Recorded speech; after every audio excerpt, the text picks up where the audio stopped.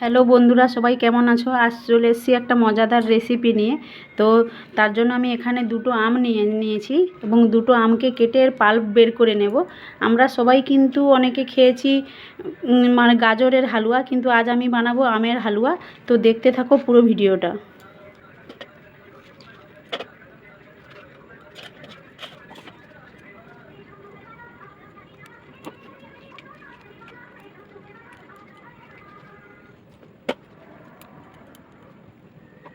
সমস্ত পাল্পগুলো বের করে নিয়েছি। এবার একটা মিক্সার গ্রাইন্ডে ভালো করে ব্লেন্ড করে নেব সমস্তটা।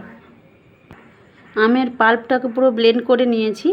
তো নেক্সট উপকরণে চলে যাব, দেখতে থাকো পুরো ভিডিওটা। ঠিক আছে, দিয়ে দেবো 1 চামচ ঘি। ঘি গরম হয়ে গেছে, এখানে আমি কিশমিশ এবং কাজু 1 মিনিট মতো হালকা ভেজে নেব। ভাজা হয়ে গেছে, এবার একটা পাত্রে তুলে নেব।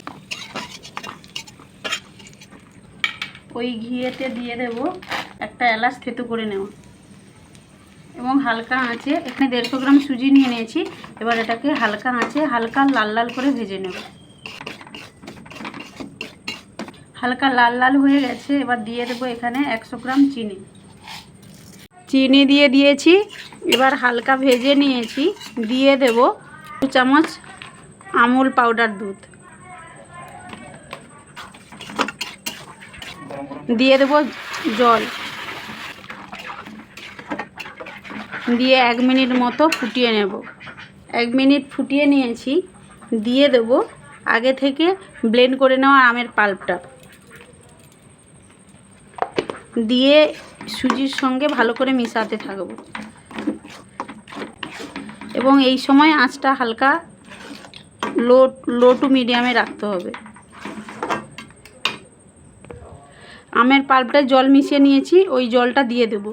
দিয়ে একদম সুজিটাকে ভালো করে একদম শুকনো পর্যন্ত একদম গাঢ় হওয়া পর্যন্ত এটাকে ফুটিয়ে নেব। মতো অল্প লবণ দিয়ে দেব। রাখা কাজু বাদাম ও কিশমিশটা দিয়ে দেব। দিয়ে সমস্ত উপকরণগুলো ভালোভাবে মিশিয়ে নেব। হালুয়াটা প্রায় কমপ্লিট হয়ে গেছে। এবার এটা একটা পাত্রে ঢেলে নেব। থালায় ঢেলে নিয়েছি, এটাকে ঠান্ডা হতে হয়ে গেছে। এবার পরিবেশনের জন্য উপযুক্ত। এবার পরিবেশন করলেই আমাদের তৈরি হয়ে গেল আমের হালুয়া। যদি এই রান্নাটা পছন্দ হয়ে থাকে তো তাহলে চ্যানেলটাকে লাইক কমেন্ট শেয়ার করে যাবেন। তো কথা হচ্ছে